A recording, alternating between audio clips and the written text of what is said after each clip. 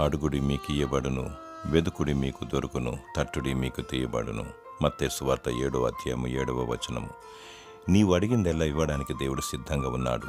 ఆయన దగ్గర సమస్తము మరియు సమృద్ధి ఈవులు కలవు. ఆయనను కోరుకుంటే అనుక్షణము నీకు దొరుకుతాడు.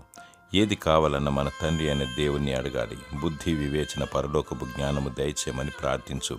మొదటిగా ఇతరుల కొరకు విజ్ఞాపన చేయాలి. సమస్త భూజనుల మేలు కొరకు మరియు వారి రక్షణార్థమై ప్రార్థించాలి.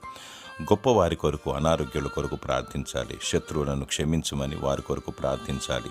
వారిని దీవించమని కోరుకోవాలి. పెళ్లి కాని యవనస్తులు సరి అనే వ్యక్తిని పార్ట్నర్గా దేవుని చిత్త ప్రకారంగా దయచేయమని ప్రార్థించాలి.